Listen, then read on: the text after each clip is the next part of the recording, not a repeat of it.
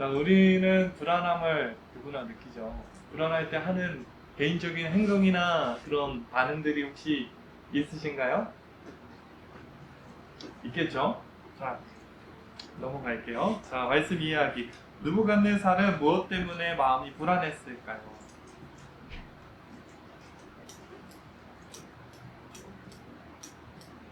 무엇 때문에 불안했을까요? 1절, 2장 1절에 보니까 마음이 번민했다 이런 표현이 있죠. 자, 마음이라는 단어가 영혼이에요. 영혼이 아팠다 뭐 이런 뜻인데, 자, 느부갓네살 왕은 바벨론 2대 왕입니다. 아수르를 제패했고요. 발그미스 전투에서 애국과의 그 전쟁에서 큰 승리를 얻었던 당시 고대 근동의 패권을 쥐고 있던 왕이었어요. 쉽게 말해서 남부러울 것 하나도 없는 세상 최대 권력자였던 느부갓네살이 두려워했다는 거예요. 뭐 때문에? 1절에 보니까 왜 마음에 번민했을까요? 왜 대답을 못하세요? 꿈 때문에. 여러분, 악몽이었을까요? 네. 악몽이었겠죠. 심신이 너무 약했나 그 왕도? 치명적인 약점이 있었을까요? 트라우마가 있었을까요? 여러분, 고대 사회에서 꿈이라면 장래의 그림자라는 거예요. 그러니까 오늘날 우리가 꾸는 그 무의식적인 그 꿈으로 해석하기보다는 고대 세계에서는 왕이 꾼 꿈은 국정 운영에 크게 반영이 됩니다. 그래서 궁정에 실제로 왕의 꿈을 해석해주는 그 전문가들이 있었어요. 오늘 본문에도 나오죠. 박수수에게 점쟁이, 뭐 지휘자들, 이 사람들이 뭐 하는 사람들이냐면 왕의 꿈을 해석해주는 사람입니다. 그 꿈을 통해서 국정 운영이 이루어지는 거예요. 웃기죠? 그런데 이 왕이 꾼 꿈이 참 이상해요. 참 두렵습니다. 그러니까 미래에 대해서 불안함을 느낀다는 거예요. 여러분, 세상의 모든 것을 가진 사람도 미래에 대한 불안함이 있습니다. 답답함이 있어요. 염려가 있어요. 오늘 현실을 살아가는 우리 청년들 불안해요? 안 불안해요? 왜요? 왜 그래요? 확실한 게 하나도 없기 때문에 그래요. 내일 일은 난 몰라요. 제가 어저께 축구를 하다가 인생 처음에 항상 축구를 하면 제가 가해자인데 처음으로 피해자가 돼봤어요. 20 몇 년 동안 축구를 했는데 처음으로 발목에 접질려가지고 물리치료라는 걸 받았어요. 병원에 딱 누워서 봤는데 너무 좋더라고요. 1시간 딱 봤는데 내가 몇 시간 전에 내가 이렇게 누워있을 거 생각도 못한 거예요. 어제. 그런데 내일 일은 난 모릅니다. 느부갓네살이 지금 국정을 운영하는데 여러분 최대 권력자, 기득권자가 더 불안한 거예요. 여러분, 삼성에 지금 발등에 불 떨어졌잖아요. 왜 그래요? 화이트리스트 그 많은 그 원재료들이 일본에서 수입하는 경우가 많은데 거기서 이제 제재를 가한다고 하니까 우리 부회장님이 왔다 갔다 하더라고요. 일본까지. 왜 그래요? 기득권자가 더 힘든 거예요. 공부도 해요. 여러분, 아예 안 하면 시험 기간이 무섭지가 않아요. 진짜 불안한 애들 공부 잘해야 돼. 성적 떨어질까봐 무서운 거거든요. 느부갓네살 왕이 지금 불안한 거예요. 국정 운영을 하는데 미래에 대해서 지금 암담한 거예요. 꿈이 보여지지 않고 이 꿈이 왔는데 무슨 일인지 해석이 안 되는 거예요. 두려운 겁니다. 여러분, 이 땅을 살아가면서 우리 삶에 참 불안함이 있어요. 그건 뭐냐? 미래에 대한 불안함. 자, 1번 문제입니다. 1번 질문이에요. 느부갓네살은 무엇 때문에 마음이 불안했나요? 꿈에 대한 것이죠. 자, 포인트. 이 부분을 내일 우리 조원들과 좀 나누면 좋을 것 같아요. 지금 내가 겪고 있는 불안함은 무엇인가? 자, 30초간 옆에 있는 지체를 바라보면서 내가 겪고 있는 불안함, 미래에 대한 그런 답답함, 한 30초 같이 나누겠습니다. 시작!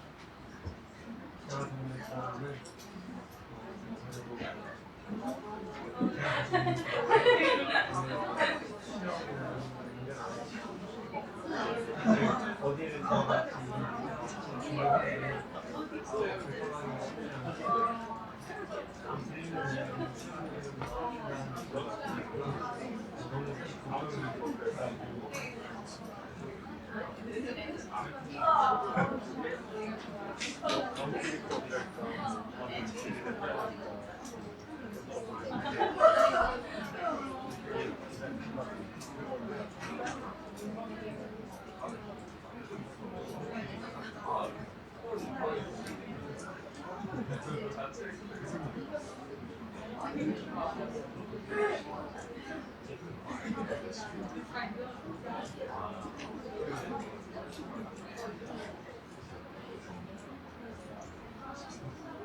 자, 10초 후에 끊겠습니다.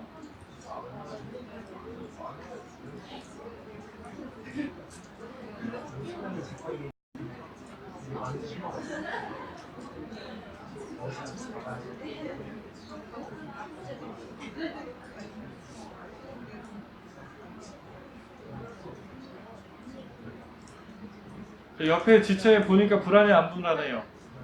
많이 불안해요? 심신이 약해져 있어요? 자, 그런데 이 불안함을 느꼈던 느부갓네살이 지금 하는 행동이 있어요. 1절에서 3절에 보니까 뭐 하고 있습니까? 1절에서 3절. 느부갓네살이 지금 마음이 번민했을 때 하는 행동, 어떤 행동을 취하죠? 잠을 못 잤어요. 그래요. 잠도 못 자고 또 뭐 어떤 반응을 보이죠? 사람들 모으는 거예요. 이 분야의 전문가들을 모읍니다. 사람 의지하는 거. 여러분, 우리가 불안할 때에 사람 의지하기 쉬워요. 전화통 붙들고 막 전화하는 거예요. 막 답답하다고 힘들다고 어떻게든 위로가 될 수 있어요. 그런데 그게 근본적인 해결책은 아닙니다. 자, 많은 경우에 우리가 보여지는 것을 의지하기 쉬워요. 그 분야의 전문가 의지하기 쉽습니다. 붙잡습니다. 하지만 성경에서 말하는 것은 느부갓네살의 그 마음의 번민함을 해결하는 것은 그 주변에 있는 박수 술객들이 아니었다는 거예요. 점쟁이들, 지휘자들이 그 불안함을 해소해주지 않았다고 분명히 얘기하고 있습니다. 자, 그런가 하면은 이 느부갓네살이 이 지휘자들을 향해서 참 부당한 명령 한 가지를 해요. 본문에 보면 좀 특이한 것들이 나와요. 뭐 지금 요구하고 있죠? 사람들 이렇게 불러 모아놓고 명령을 해요. 두 가지 명령합니다. 5절에 나와 있어요. 뭐 내놓으라는 거예요. 해석은 그럴듯한 해석은 할 수 있잖아요. 그런데 이 부당한 명령이 뭐냐면, 야, 내가 무슨 꿈 꿨는지 그거 맞춰. 그리고 거기에 대한 해석 갖고 와. 안 가지고 오면 어떻게 한다? 지금 협박하고 있어요. 그 내용이 어디 나와 있죠? 5절이에요? 자, 5절 말씀 같이 한번 읽어봅시다. 5절 시작. 왕이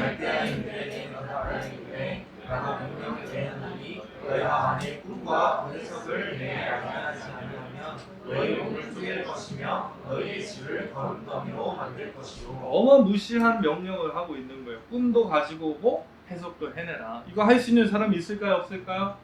아무도 없어요. 그래서 이 사람들이 너무 무서워가지고 왕이시여, 임금님 꿈이라도 좀 알려주세요. 우리가 해석해 줄 테니까 꿈이라도 알려. 야, 니네 지금 시간 벌려고 그러지, 지원하려고 그러지, 웃기지 마. 안 속는다? 빨리 가지고 와. 왕이 그런 명령을 하는 거예요. 여러분, 이 느부갓네살이 왜 이런 말도 안 되는 요구를 했을까요? 꿈도 가지고 오고 해석도 가지고 와라. 왜 그랬을까요? 맞아요. 그만큼 불안했다는 반증이에요.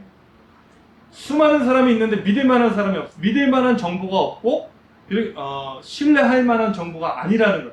꿈도 가지고 온다면은 이 해석이 맞다는 거죠. 그러니까 이 많은 사람들에게 요구하는 것이 꿈도 가지고 오고 해석도 가져와라. 사람을 신뢰하지 못한다는 거예요.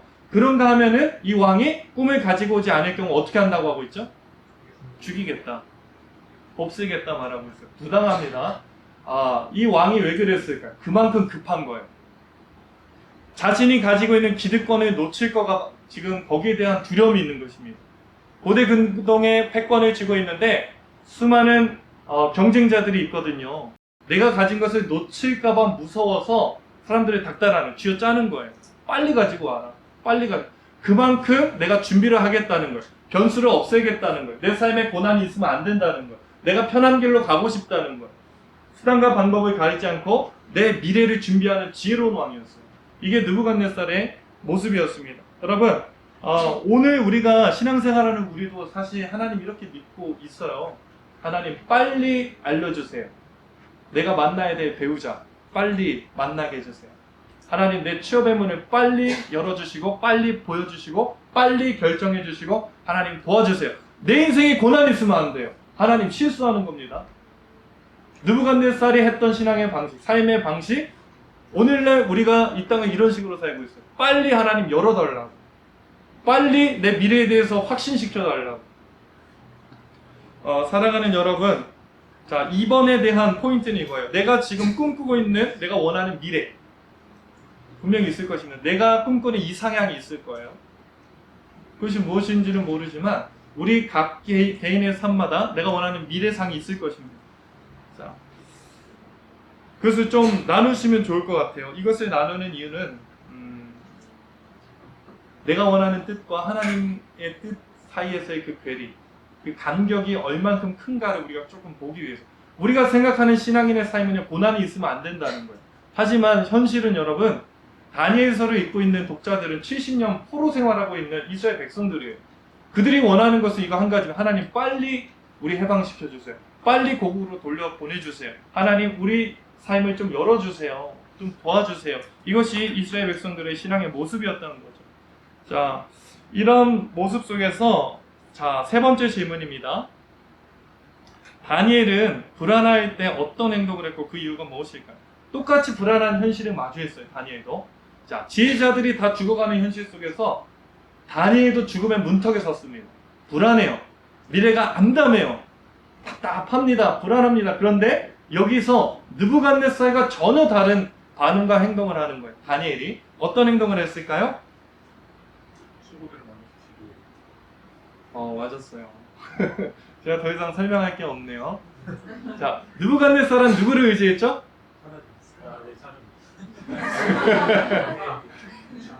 사람 의지하고 빨리 되어지는 거 뭐 전문가들 동원하고 그랬는데, 자, 이 절체절명의 순간에 다니엘은 친구들을 만나서 기도 부탁합니다. 그 기도예요. 하나님 의지하는 거. 자, 한번 따라합시다. 불안함 속에서 하나님의 뜻을 발견합시다.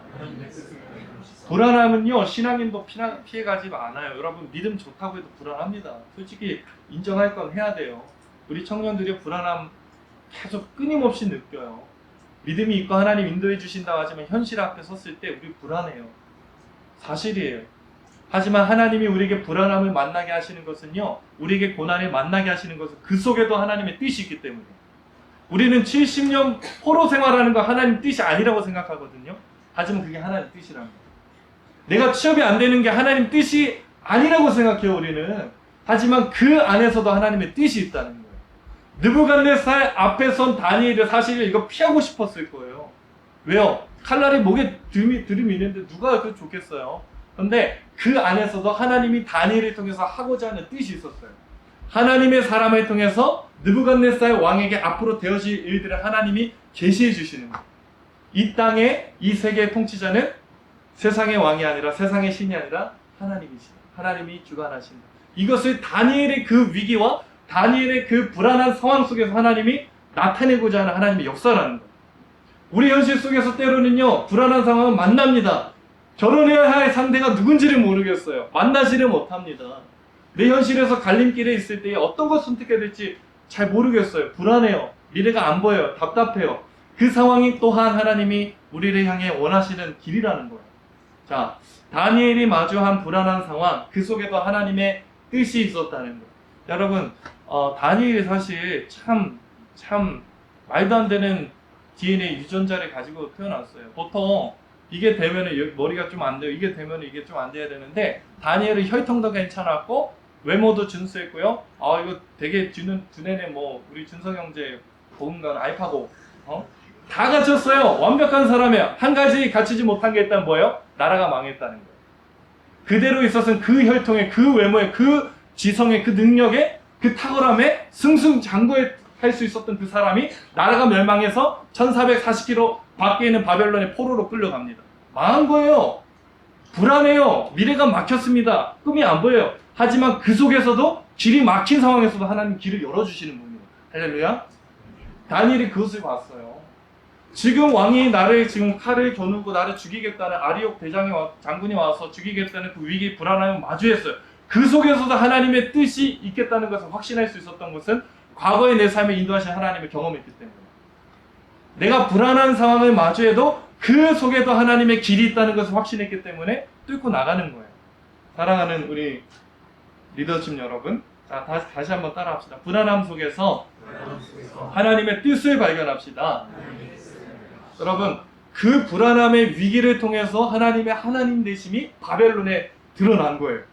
하나님이 계시지 아니한 것 같은 바벨론도 하나님이 통치하신다는 것을 다니엘의 불안함을 통해서, 다니엘의 그 두려운 상황을 통해서 하나님이 드러내시는 거예요. 여러분이 지금 어떤 불안함을 겪고 있는지 모르겠어요. 어떤 삶의 기로에 서 있는지 모르겠어요. 하지만 그것 또한 하나님이 쓰십니다. 할렐루야. 불안한 상황을 하나님이 들어서 사용하실 거예요. 문제는 우리가 그 속에서 하나님의 뜻을 발견해 내야 한다는 거예요. 자, 그런가 하면은, 자, 24절 말씀을 같이 한번 봅시다. 24절입니다. 시작. 이에 다니엘은 왕이 왕 아리옥에게로 가서 그에게 말하시되 바벨론 지혜자들을 죽이지 말고 나를 왕의 앞으로 인도하라. 왜냐하면 내가 그 해석을 왕께 알려드리리라 하니. 자, 지금 누구한테 잘 보여야 됩니까? 누가 갑이고 누가 을이에요? 지금? 지금 아리옥이 어떤 사람이에요? 여러분, 그 군대 장관 아수르를 이겼어요. 애굽을 격파한 이 장군입니다. 아리옥에 의해서 지휘자들이 지금 칼날에 죽어나가고 있는 현장에서 지금 다니엘이 누구 앞에 당당히 섰죠? 아리옥 앞에 당당히 섰어요. 두려워하지 않아요. 갑이 사실 아리옥인데 다니엘이 갑과 같아요. 자, 한번 따라합시다. 불안함 속에서 하나님의 뜻을 선택합시다. 자, 14절에 보면은 사실 하나님께서 계시를 주시지도 않았어요. 꿈을 해석해 주시지도 않았는데 당당히 나아갑니다. 죽을 수 있는 현장에 다니엘이 담대하게 하나님의 뜻을 가지고 나아갈 수 있었어요. 왜 그랬을까요? 저는 다니엘의 그 소년 때, 청소년 때의 신앙이라고 확신해요. 여러분,